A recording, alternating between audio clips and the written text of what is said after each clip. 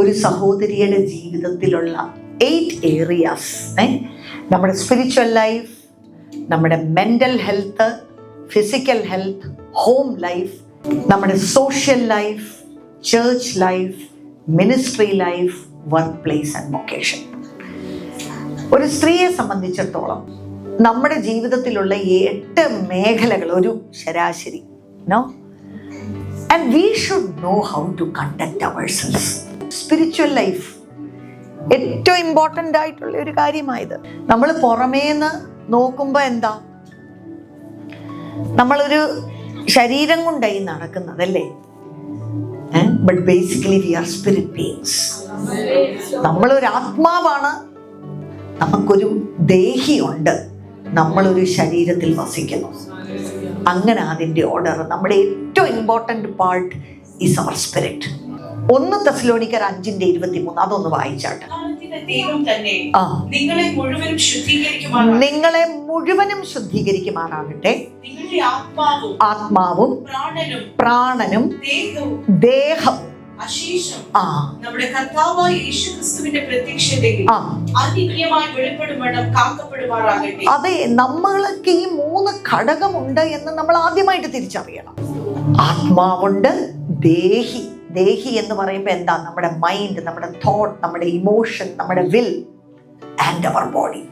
Okay, so ഈ സ്പിരിറ്റിനെ nurture ചെയ്യുന്ന റെഫറൻസസ് ഇതെല്ലാം പറയുന്നത് അല്ലേ. രഹസ്യ സ്ഥലം. കർത്താവ് പറഞ്ഞു എന്താ, നിങ്ങൾ മറ്റുള്ളവരെ കാണിക്കാൻ വേണ്ടിയുള്ള ഒരു പ്രാർത്ഥന മാത്രമല്ല, അല്ലെ ചടങ്ങ് പോലെ ഒരു പ്രാർത്ഥന മാത്രമല്ല, ക്വാളിറ്റി ടൈം എടുക്കണം കർത്താവിൻ്റെ കൂടെ.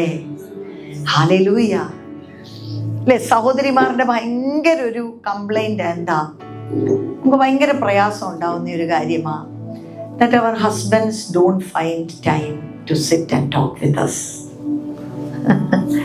അല്ലേ, നമ്മൾ പലപ്പോഴും നമ്മുടെ ഒരു സങ്കടം പറയും. നമുക്ക് ഉള്ളിൻ്റെ ഉള്ളിൽ നമ്മളെല്ലാം ജോലി ചെയ്യുന്നുണ്ട്, അങ്ങോട്ട് ഓടുന്നു ഇങ്ങോട്ട് ഓടുന്നു, വിശേഷങ്ങൾ പറയുന്നു, കാര്യങ്ങൾ മുമ്പോട്ട് പോകുന്നു. പക്ഷേ you really desire for that. Like if your husband just finds some time for you, there is no other agenda.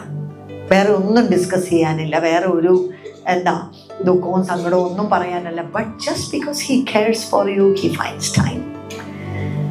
He sits with you, he asks how are you doing. അല്ലേ. അപ്പൊ ഇത് കർത്താവിനോടുള്ള ബന്ധത്തിൽ നമ്മുടെ ആത്മീയ ജീവിതത്തിനകത്ത് ഭയങ്കര ബലം പകരുന്ന ഒരു കാര്യമായിരുന്നു.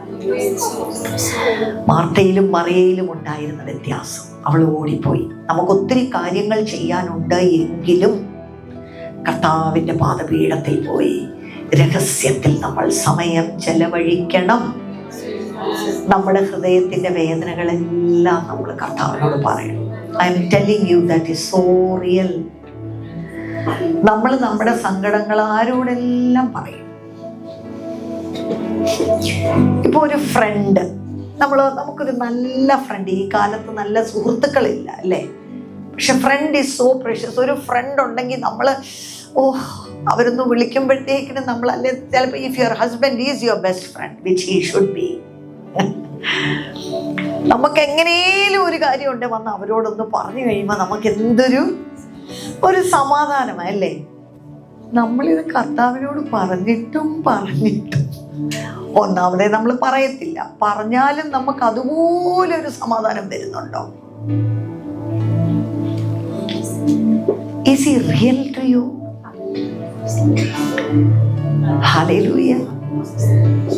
നമ്മുടെ സ്നേഹിതരോടൊക്കെ നമ്മൾ പറഞ്ഞു കഴിഞ്ഞാൽ അവര് നമ്മളോട് സിമ്പതൈസ് ചെയ്യും, എമ്പതൈസ് ചെയ്യും. പക്ഷെ അവർക്ക് ചിലപ്പോൾ നമ്മുടെ വിഷയത്തിനകത്ത് ഒന്നും ചെയ്യാനായിട്ട് പറ്റത്തില്ല.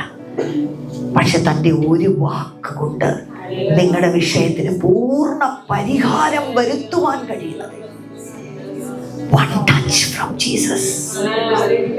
മനുഷ്യർ പറയുന്ന 10,000 വാക്കുകളുടെ മുൻപിൽ ഈ കർത്താവിൻ്റെ ഒരു ചെറിയ വിസ്പർ. എന്നാലും നമ്മൾ പോയിരിക്കുമോ? ഇരിക്കത്തില്ല.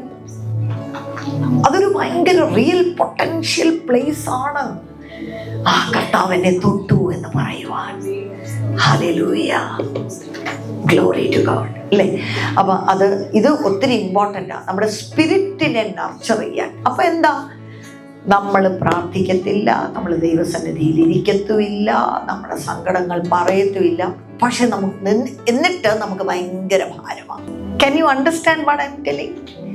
ഇങ്ങനെ നിങ്ങൾ കുറേ കാര്യങ്ങൾ ചെയ്യണമെന്ന് കർത്താവ് പറഞ്ഞിട്ടുണ്ട്, ഓൾറെഡി പറഞ്ഞിട്ടുണ്ട്.